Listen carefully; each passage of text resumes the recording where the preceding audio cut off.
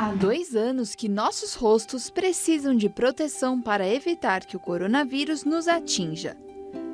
Em todos os locais, os avisos são os mesmos. Proibida a entrada sem o uso de máscaras. Agora, as regras estão começando a mudar.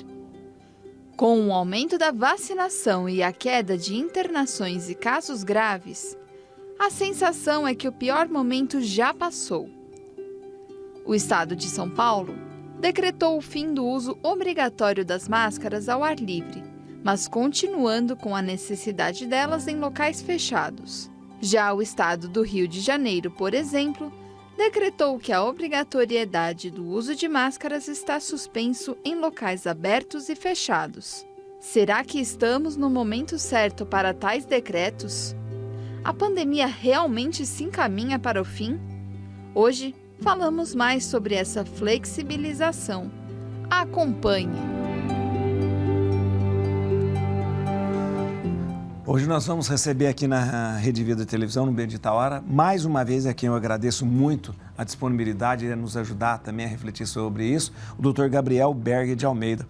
Dr. Gabriel Berg de Almeida é infectologista do Hospital das Clínicas de Botucatu e é pesquisador da Unesp. Seja bem-vindo, doutor Gabriel, muito obrigado pela sua presença aqui conosco mais uma vez. Obrigado mesmo, fico muito lisonjeado, né, o senhor colocar à disposição o tempo do senhor para nos ajudar. Seja bem-vindo. Obrigado, Padre, o prazer é todo meu. Doutor, a gente vai estar falando sobre essa questão do uso obrigatório da máscara, que deixou de ser obrigatório, ou seja, passou a ser facultativo, ou seja, qualquer pessoa que quiser usar a máscara pode usar. Ou seja, nós não temos mais a obrigatoriedade do uso da máscara. Essa medida, eu vi alguns especialistas dizendo que ainda é muito cedo, outros dizendo que não e tal, mas o que o senhor acha, como pesquisador, como infectologista que o senhor acha que essa medida gera algum risco para a gente, ainda que estamos numa pandemia? Isso, Padre, essa é uma medida polêmica ainda, né?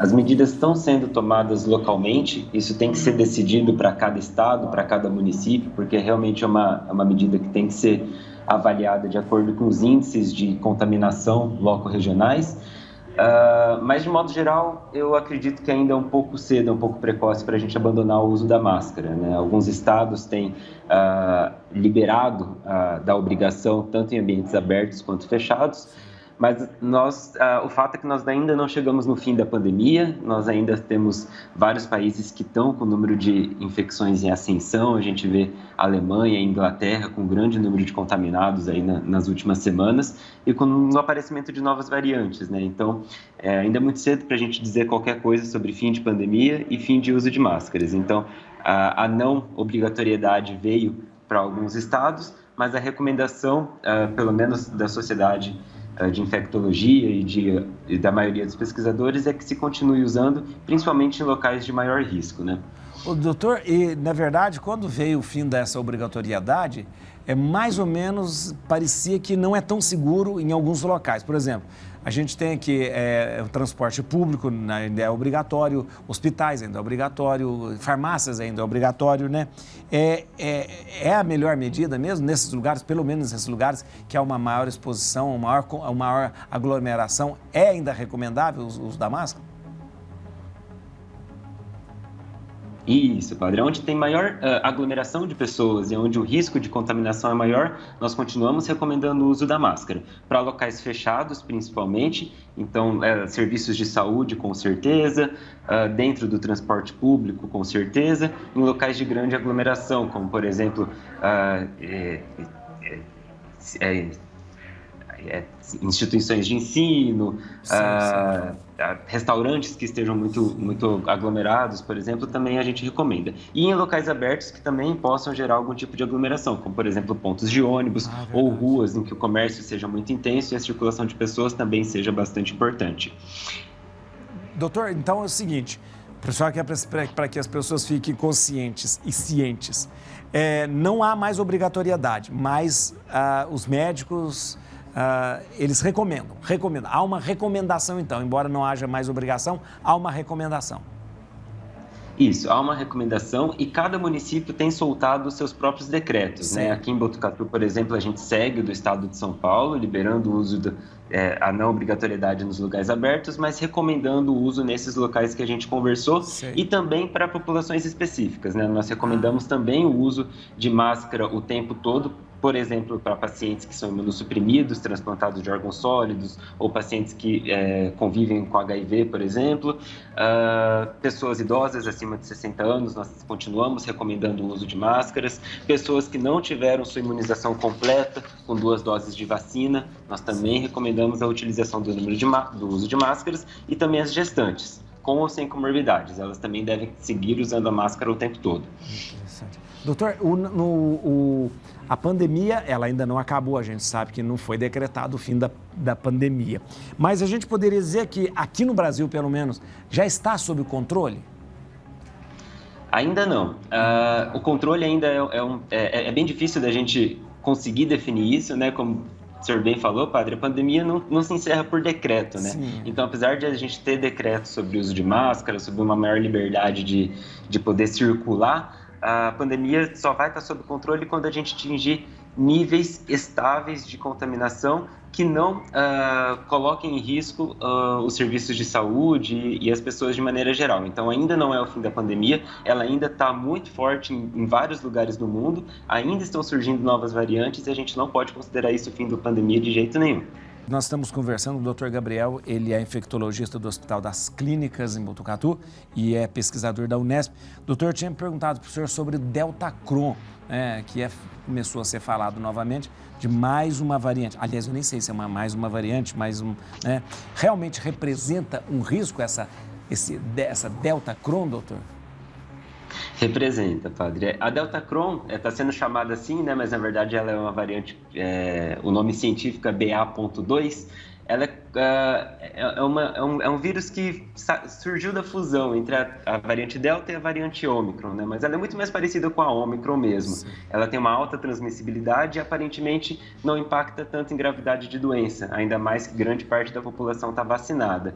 Então, nós não sabemos, né, como será o impacto da Deltacron no Brasil, mas a gente espera que não tenha um grande impacto, tendo em vista que a gente acabou de passar por uma grande onda de Ômicron, né? Nós tivemos a maior fase de contaminação desde o começo da pandemia, agora nos meses de janeiro e fevereiro de 2022. Então, nós acabamos de sair de uma fase muito contaminada. Então, provavelmente nos próximos meses nós teremos aí um pouco de descanso dessas novas variantes. Isso é uma boa notícia, Alvissareiro. Doutor, a gente está falando sobre a questão do uso de máscaras, a polêmica, tá? Agora, gradativamente, as pessoas estão voltando para o trabalho presencial. O senhor acha que é importante que no trabalho presencial a pessoa use a máscara, né? Já que está acostumado, continue usando a máscara? A depender de como for o esquema de trabalho, eu acho que sim, padre. Então, todo mundo que trabalha em instituição de saúde, por exemplo, tem que usar. Quem trabalha com pessoas, eu sugiro que use, porque a gente nunca sabe quando tem alguém que esteja sintomático ou não, ou oligossintomático, apresentando poucos sintomas. Então, no contato do dia a dia, principalmente em ambientes fechados, em que não é possível ter uma distância de, no mínimo, 1,5 metro a 2 metros de outras pessoas, eu sugiro que continue usando, pelo menos por enquanto, até a gente ter certeza de que os números continuam baixando, que a tendência das novas infecções é de queda, que é uma coisa que vem se mostrando nas últimas semanas, né?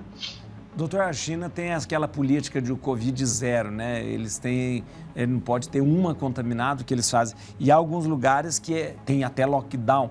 E eles não abandonaram, mesmo com uma taxa baixa, eles não abandonaram o uso de máscara, né? Isso serve de alerta para nós, no Brasil, e também para o resto do mundo, doutor? A política Covid-0, padre, ela foi abandonada na maioria dos países que adotaram ela no começo da pandemia, como Nova Zelândia, Austrália, por exemplo, que conseguiram um bom controle com esse tipo de política, mas que agora, no momento em que existe vacina disponível e a gravidade de doença já não é tão grande, é possível aceitar as contaminações por Covid na sua população, desde que elas sejam leves. Então, na maioria dos países isso foi abandonado. A China, eu acho que é uma situação um pouco diferente, já que eles vivem sobre um regime socioeconômico diferente, têm maior controle sobre a população e podem promover maiores políticas públicas para que essa população fique em casa para que o lockdown deles seja de fato efetivo. Acho que não é uma realidade nossa do Brasil e também não é uma realidade dos outros países que adotaram essa política de Covid zero. Mas o alerta, eu acho que é sempre a gente ficar de olho nos países que estão tendo o número de infecções em ascensão, né? No caso, hoje, acho que a Europa é o maior alerta para a gente de longe. Sim. É isso, é verdade. A Europa, de repente, tem aí uma alta. Agora, me chegou uma informação pelo Rodolfo. Rodolfo, na verdade, é o maior especialista em Covid que eu já vi na minha vida, porque ele sabe de todas as notícias. Não sei de onde vem tanta notícia assim, doutor.